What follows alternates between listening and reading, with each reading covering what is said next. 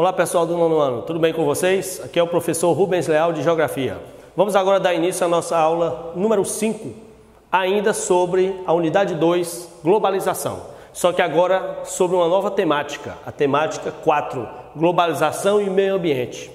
Nós vamos analisar nessa aula os impactos desse processo de globalização, dessa modernização tecnológica na questão ambiental como um todo. Então, a partir de agora, para nós iniciarmos esse processo, nós vamos ter que entender um pouco da introdução do que é fontes de energia e como elas estão classificadas. Então, vocês sabem que fontes de energia são as molas motrizes do processo de industrialização e de globalização como um todo. As fontes de energia é aquilo que nos proporciona impulsionar as máquinas, os automóveis, os lares, os comércios. Não é mais viável, não dá para se entender, compreender o mundo sem a existência dessas fontes energéticas. Elas são imprescindíveis para o nosso desenvolvimento doméstico, comercial e industrial como um todo. A tecnologia, a indústria precisa do processo energético. E aí nós temos as fontes de energia, que são classificadas em dois grupos principais. Vejamos, as fontes energéticas renováveis, como o próprio nome diz, são aquelas que não correm o risco de se esgotar com o seu uso. Tem um ciclo de renovação. Você usa e elas vão se regenerando. Elas não têm uma data pré-estabelecida para findar. Elas não se exaurem, elas não se acabam com seu uso. Elas podem ser reutilizadas infinitamente, sem correr o risco de acabarem com o uso. Por isso elas são renováveis. Com um detalhe, elas têm, é óbvio, tem muitas vantagens, o fato de ser renovável é importantíssimo, mas tem também uma desvantagem. Qual é a grande desvantagem dessas fontes de energia renováveis? É que elas dependem de circunstâncias naturais. Elas não são autônomas e independentes, elas dependem de determinado fluxo da natureza. Então elas são mais comuns em determinadas áreas que outras. Nem todas as áreas do planeta podem ofertá-la de igual modo. Existem áreas que não têm como ofertar de modo algum, justamente por quê? Porque elas dependem de determinadas condições naturais. Então vejamos, a primeira fonte é a energia eólica.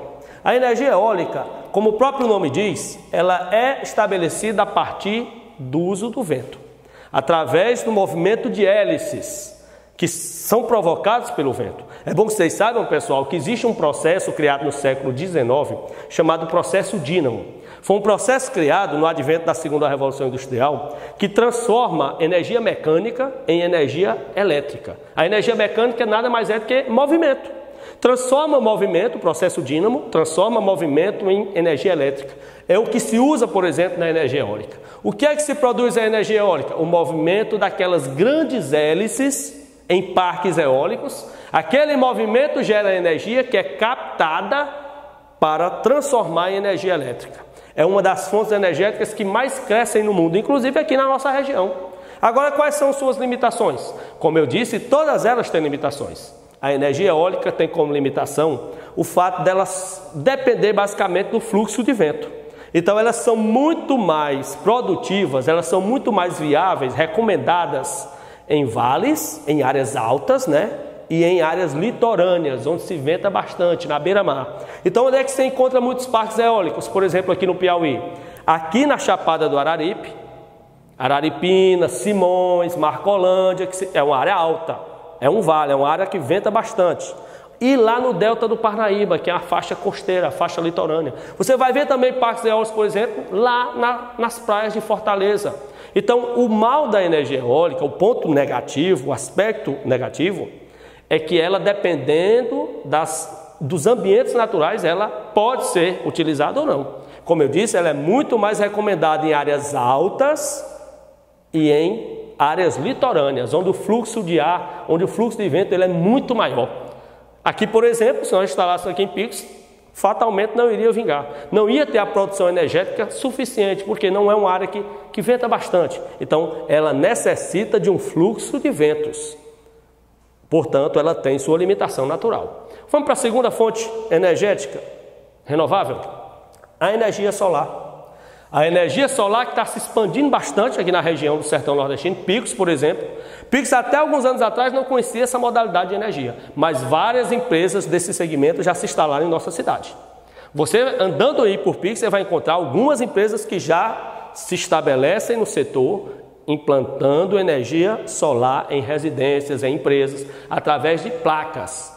Placas que são colocadas geralmente no telhado e elas captam o calor, que são transformados em células fotovoltaicas que vão conseguir ali estabelecer num gerador, e esse gerador vai liberar energia para todas as casas. Por que é que eu coloco a questão do gerador? Porque muito aluno pode se questionar. Professor, se é energia solar e à noite? À noite não tem sol. Não, na verdade, pessoal, toda casa, quando se estabelece esse sistema de energia solar, se coloca um pequeno gerador. Durante o dia que o calor é captado por essas placas, vai se abastecendo esse gerador, para que à noite, apesar de não haver o sol, o gerador abasteça a casa normalmente ou a empresa. É mais ou menos igual a bateria do celular.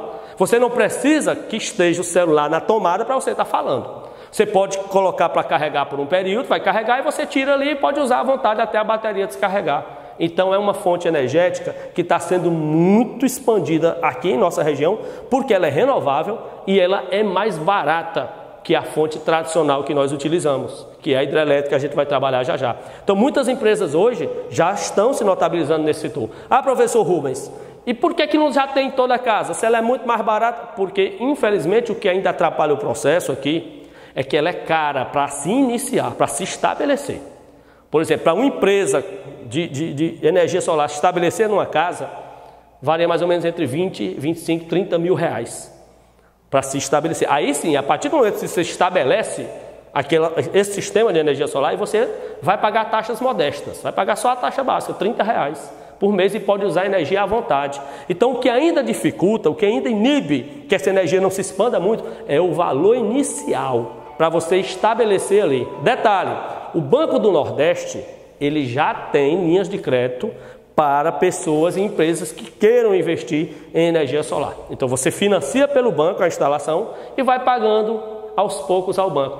Então é uma energia palpável, é uma energia que aqui em nossa região ela é autossustentável, porque aqui o sol é o ano todo, e é uma energia que, apesar desse impacto inicial do valor para se estabelecer, mas ela termina o custo-benefício ao longo dos anos se pagando. É muito interessante a fonte, muito viável. Qual é o aspecto negativo? A questão do limite natural é que ela só se é possível em áreas que tem um sol basicamente o ano todo. Áreas frias, áreas que o sol aparece modestamente ou não aparece em uma época considerável do ano, não é indicada a instalação de energia solar, porque ela não vai ser autossuficiente, se autossustentar. Então é como eu disse, todas essas fontes, elas têm suas limitações naturais. Geralmente nas regiões tropicais são aquelas ideais para a instalação de energia solar. Vamos para a terceira fonte energética renovável, a energia geotérmica. A energia geotérmica ela é adquirida a partir do calor de erupções vulcânicas. Geralmente se estabelece usinas de energia geotérmica próximas de áreas vulcânicas, porque áreas vulcânicas, mesmo o vulcão não estando em atividade, em erupção, mas áreas próximas de vulcões, elas são naturalmente mais quentes. Então esse calor dessas áreas ele é captado e transformado em energia geotérmica. O próprio nome já está dizendo, terra, térmica, temperatura. A temperatura que vem do interior da Terra. Qual é o grande aspecto negativo? É que só se pode implantá-la em áreas que tenham vulcões, ativos ou inativos. Então ela é uma fonte muito usada na Islândia, ela é uma fonte muito usada na Nova Zelândia, ela é uma fonte usada no México, ela é uma fonte usada em algumas áreas da Itália, da Turquia, do Japão, mas ela não pode ser utilizada, por exemplo, no Brasil, que não temos vulcões nativos ou inativos de nenhuma espécie. Então perceba que ela tem uma limitação. Vamos para a quarta fonte? A quarta fonte energética renovável é a biomassa. A biomassa envolve uma série de itens. Vamos citar alguns deles? Biomassa é biodiesel. Biodiesel é um diesel que é uma variação do diesel natural, o diesel tradicional, convencional, que é do petróleo.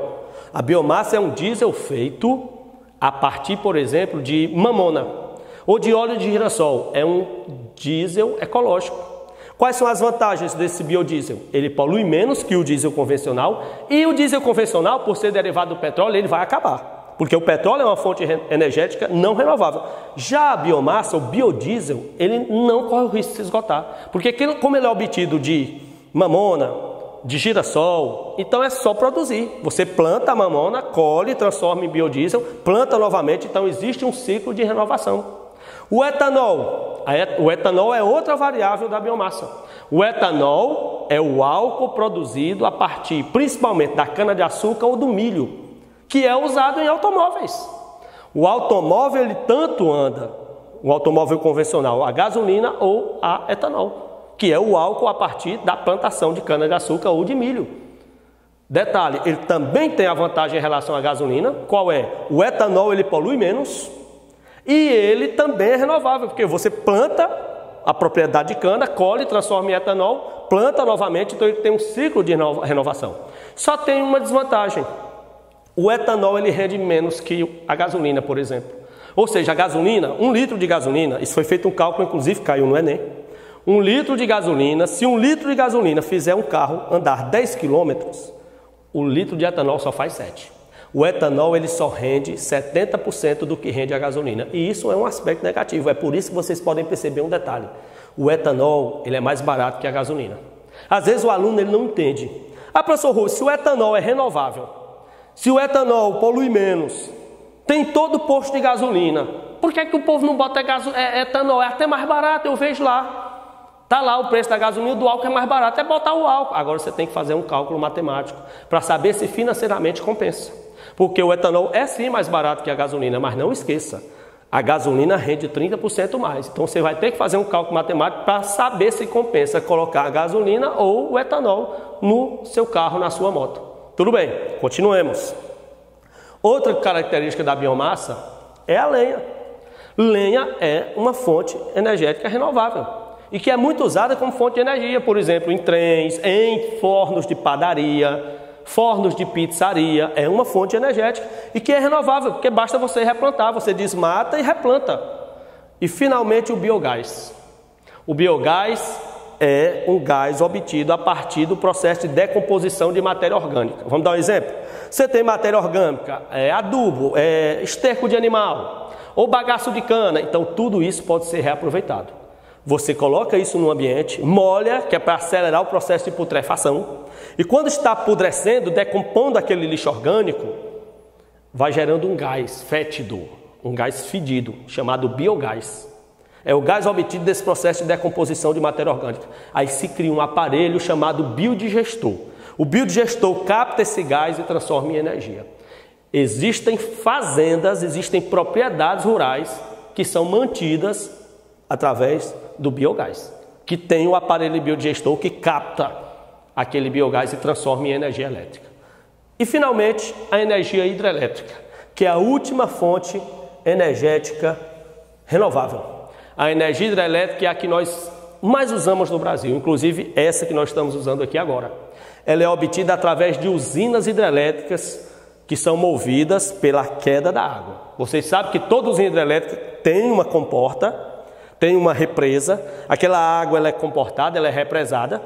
Aí você abre as comportas, aquela parede da barragem, e a água sai. Quando você abre, a água cai, e essa queda é em forma de cascata. Quando ela vai caindo, ela vai movendo as turbinas da comporta. O movimento dessas turbinas gera energia elétrica. O que é que eu disse do processo dínamo? Transforma energia mecânica, que é o movimento, em energia elétrica. É assim que se produz a energia hidrelétrica. O movimento das turbinas provocado pela queda da água. Esse movimento das turbinas, ele gera energia que é captada. E como é que chega à nossa casa? Através do que eles chamam de redes de transmissão, que nós chamamos vulgarmente de postes. Eu vou dar um exemplo. A nossa energia usada em picos é prioritariamente hidrelétrica, nas casas, no comércio. E ela vem de onde, professor? Ela vem de Guadalupe. Guadalupe é uma cidade piauiense onde tem uma usina hidrelétrica, a única do Piauí. A usina hidrelétrica de Castelo Branco. E a represa, a barragem de Boa Esperança, lá no município de Guadalupe. Então a nossa produção energética hidrelétrica vem de Guadalupe através dessas redes de transmissão, que são os fios, os postes, e distribui para o país, para o Piauí todo. Então perceba que ela é uma fonte renovável, porque a água tem um fluxo, que é a chuva. Agora perceba que ela também tem uma limitação. Não adianta colocar determinadas usinas hidrelétricas em áreas do planeta que chova um pouco, porque não vai ter um fluxo de água para manter a usina em atividade. Então é necessário que haja um fluxo de água contínuo para manter essa usina em atividade. Tudo bem? Entendidas as fontes renováveis, me acompanhem que agora nós vamos para as fontes não renováveis. Aquelas que certamente correm o risco de esgotarem com o uso predatório. É aquelas que não têm um ciclo de renovação. Usou, acabou. Vamos a eles? As fontes não renováveis são carvão mineral. O carvão mineral, pessoal, ele é muito utilizado em indústrias siderúrgicas. Siderúrgica é um tipo de indústria que ela se presta principalmente à produção do aço. Todo mundo sabe que o aço é a matéria-prima da indústria. Só que o aço ele é obtido através da união de minérios, dentre os quais minério de ferro, estânio e manganês. Só que para eles serem unidos, eles têm que ser fundidos, derretidos. E aí entra o carvão mineral. O carvão ele é utilizado em fornos dessas indústrias siderúrgicas para ter uma temperatura alta para fundir esses minérios, para eles serem derretidos e unificados, para daí surgir o aço. Ninguém consegue fundir os minérios sólidos. Eles têm que ser derretidos para ser unidos e dar a liga do aço. Esse processo de derretimento ele é obtido com o uso de carvão mineral em fornos. As indústrias siderúrgicas elas têm fornos onde se disponibiliza o carvão mineral para aquecer aqueles fornos. Não entenda como carvão convencional. O carvão convencional é a base de madeira, que se usa em churrasqueira, né? Que se usa para dar uma temperatura amena. Aqui as temperaturas são altíssimas. O carvão mineral é um recurso extraído da natureza, do subsolo, e que, obviamente, por ser extraído da natureza, não tem um processo de renovação. Conforme ele vai sendo utilizado, ele vai acabando. Lembrando que o maior produtor mundial de carvão mineral é a China. E que no Brasil a maior produção encontra-se na região sul, numa área conhecida como Bacia do Paraná, que envolve principalmente o estado de Santa Catarina. A maior produção de carvão mineral do Brasil está em Santa Catarina, mais precisamente em 2 municípios, Criciúma e Lauro Miller. Essas são as 2 cidades que mais produzem carvão mineral no Brasil. Diga-se de passagem, a principal fonte de emprego e renda de Criciúma e Lauro Miller é a produção de carvão mineral. Tudo bem? Vamos para a segunda fonte não renovável, o gás natural. O gás natural, pessoal, que também é extraído do subsolo, ele é utilizado bastante na indústria e em automóveis. É uma variável. O automóvel, você pode implantar o kit de gás natural. É bom que vocês saibam que não vem de fábrica esse kit. O automóvel, naturalmente, geralmente, ele sai de fábrica com o uso a gasolina e etanol. Mas você pode adaptar o seu automóvel, existem oficinas especializadas para isso, em grandes capitais, para você adaptar e implantar o kit do gás natural. E aí você tem uma nova modalidade do seu carro, você pode optar pela gasolina, o etanol ou o gás natural. Qual é a vantagem do gás natural? É bem mais barato. O gás natural, ele polui menos e ele é mais barato que o etanol e que a gasolina. O gás natural tem como grande produtor mundial a Rússia. E aqui no Brasil existem algumas poucas áreas de produção. A principal delas é o Recôncavo Baiano, aqui na Bahia, na região da Grande Salvador, principalmente em Camaçari, na Grande Salvador. Ali está um polo de produção de gás natural, com um detalhe. Como nossa produção ela é aquém da nossa demanda, do nosso consumo, o Brasil importa gás natural da Bolívia. A Bolívia é um grande produtor de gás, então o Brasil construiu um gasoduto, o gasoduto Bolívia-Brasil. A Petrobras construiu para trazer gás natural através de tubulações de encanamento para abastecer principalmente o centro-sul do Brasil, que é a área que mais tem demanda por gás natural. Aqui em Pix nós não temos nenhum posto de combustível com gás natural, mas Teresina nós já temos. E o gás natural, se você for para o YouTube, ele tem um aspecto negativo. É o risco de acidentes, de explosões. Se você for para o YouTube, você vai encontrar algumas imagens de carros a gás natural explodindo durante o abastecimento num posto. Então, recomendado, se você tem um carro a gás natural, é que quando for abastecer, você desligue o carro e saia e se afaste dele, porque corre o risco de explosão. Você vai encontrar algumas dessas explosões no YouTube. Tudo bem. E, finalmente, para fechar os 3 combustíveis fósseis, o petróleo. Então, esses são os 3 combustíveis fósseis: carvão mineral, gás natural e petróleo. O petróleo, que é a principal fonte energética utilizada no mundo, que é o líquido comercialmente mais importante do planeta.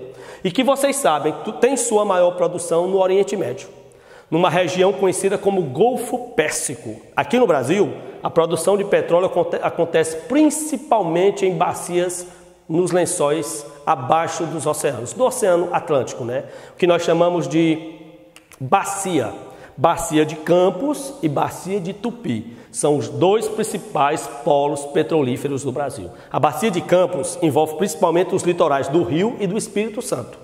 E a Bacia de Tupi envolve principalmente os litorais do Rio, Espírito Santo, São Paulo e Santa Catarina. Ali está basicamente 90% do petróleo do Brasil, produzido no Brasil. O Brasil é o maior produtor de petróleo em águas profundas do mundo, porque 90% do nosso petróleo está no fundo do oceano. E a Petrobras dispõe dessa tecnologia para explorar esse petróleo. O petróleo, pessoal, que não se utiliza apenas em gasolina, óleo diesel, o petróleo dá origem a cerca de 4.000 produtos. O refino do petróleo dá origem a produtos variados que muitas vezes vocês nem sabem, como por exemplo o plástico. O plástico, por que vocês acham que garrafa de refrigerante, essas garrafas plásticas não retornáveis, elas são chamadas de garrafas PET? PET é a abreviação de petróleo. O petróleo dá origem a tinta, o petróleo dá origem a esmalte, batom, camisetas, essas camisetas de clubes de futebol, que tem um aspecto mais que parece plástico que cola na pele, são derivados do petróleo. O petróleo dá origem a material do asfalto, a borracha, né, material sintético. O petróleo tem 4.000 subitens a partir dele. É um produto que tem uma variedade enorme de produtos a partir do seu processo de refino. Tudo bem. Além dos três combustíveis fósseis, nós temos a energia termoelétrica. Como o próprio nome diz, termo é calor. É uma energia obtida a partir da queima de um derivado do petróleo, basicamente, diesel. Eu tenho uma usina termoelétrica, então eu queimo óleo diesel para gerar energia. Não sei se vocês já viram, vocês são bem jovens, mas ainda no meu tempo, nos interiores que não havia energia elétrica, se usava motor a óleo. O motor, você botava óleo no motor, ligava o motor e ele gerava energia. Eu já fui em muita festa interior com motor a óleo, que gerava toda a energia. Esse tipo de energia é termoelétrica. E é não renovável, porque você está queimando óleo diesel e ele não volta. Finalmente, a última fonte de energia não renovável é a energia nuclear, obtida a partir da quebra de átomos de urânio em usinas nucleares. O urânio tem um aspecto negativo, que ele é um material radioativo, então não pode haver risco de acidentes ou explosões desses reatores nucleares, porque pode gerar uma catástrofe ambiental na região. O mais famoso acidente nuclear aconteceu em 86, lá em Chernobyl, na Ucrânia, na antiga União Soviética, quando um reator nuclear superaqueceu e explodiu. E o material radioativo do urânio usado ali na produção da energia, ele espalhou pelo leste europeu. Chernobyl ainda é, hoje, são passados 34 anos do acidente de Chernobyl. Até hoje a cidade é basicamente uma cidade fantasma. Até hoje a radiação ainda toma conta dos arredores de Chernobyl, desse material radioativo vazado na época. Bom lembrar que o Brasil tem duas usinas de energia nuclear, Angra 1 e Angra 2, ambas no município de Angra dos Reis, no litoral do Rio de Janeiro, e que está em construção a usina nuclear de Angra 3. Para nós finalizarmos, pessoal, óbvio que esse processo de modernidade, a indústria, a queima de combustíveis, o uso de energias variadas, termina gerando impasses no meio ambiente. Então, para nós finalizarmos a nossa aula 5, as mudanças climáticas provocadas por esse processo. Esse processo de queima, de utilização de energia, provoca o que nós chamamos de poluição atmosférica. Diversos gases poluentes são lançados diariamente na atmosfera, bilhões de toneladas diariamente. E, logicamente, esse envio de gases poluentes para a atmosfera provoca uma série de mudanças climáticas, uma série de efeitos colaterais, de problemas ambientais, sendo que o mais importante deles, aquele observado mundialmente, é o que nós chamamos de aquecimento global, ou efeito estufa. Por que aquecimento global, professor Rubens? Porque o planeta como um todo está percebendo um aumento na temperatura média. Está havendo uma série de circunstâncias a partir desse aumento da média de temperatura anual, que nós chamamos também de efeito estufa, ou seja, a Terra está abafada, como uma estufa. Quais são os efeitos colaterais, professor, desse aquecimento global, desse aumento da média de temperatura no planeta? Por exemplo, o derretimento acelerado das geleiras. Tanto o Polo Norte como o Polo Sul estão vivenciando hoje algo sem precedentes. Uma aceleração do processo de degelo das calotas polares. E esse degelo preocupa porque, além de mudar a estrutura das regiões polares, mudar o bioma, a diversidade, esse degelo também aumenta as temperaturas médias das águas oceânicas, porque essa água das geleiras derretidas, ela se expande para os oceanos e mares e aumenta o nível. Algumas áreas litorâneas já correm o risco de serem inundadas pelo aumento do nível das águas dos oceanos e mares. O aquecimento global aumenta também o número de furacões, aumenta o número de queimadas que não são provocadas, queimadas naturais, combustão natural. O aquecimento global está mudando uma série de diversidades, está mudando uma série de habitats naturais dos animais. Os animais estão carecendo de adaptações. Então, há uma vertente de variáveis provocada por esse aquecimento. E é justamente a partir disso, a partir dessa preocupação com o aquecimento global, que os países se reúnem de tempos em tempos em encontros ambientais para tratar dessa questão climática, dessa questão ambiental. O Acordo de Paris é um exemplo. O COP21, a Conferência das Partes de número 21 em 2015. Mais de 150 países estiveram reunidos em Paris em 2015. E lá se debateu muito a questão ambiental, a questão climática. Diga-se de passagem, pessoal, uma das preocupações é o aquecimento global, talvez a mais importante das preocupações. E o que é que ficou assinado nesse Acordo de Paris? Que os países signatários, os países que participaram desse evento, eles assinaram um compromisso de auxiliarem para que a temperatura média do planeta até 2100, até o fim desse século, não ultrapasse em 1,5 graus Celsius. Então isso é um acordo firmado de que eles vão criar mecanismos para não agravar a temperatura acima de 1,5 graus até o fim desse século. Detalhe, os Estados Unidos em 2017, 2 anos depois de assinar esse acordo, já saiu do acordo. O presidente Donald Trump, assim que assumiu a presidência dos Estados Unidos, se retirou desse acordo, disse que não vai cumprir essa meta porque, para cumprir a meta, tem que sacrificar a produção industrial do seu país. E isso está fora de cogitação. Os Estados Unidos não podem nem devem diminuir a produção industrial para minimizar os efeitos do aquecimento global. Então, eu espero que tenham entendido. Na próxima aula, nós continuaremos e finalizaremos esse assunto sobre a globalização. Um abraço a todos, foco e fé.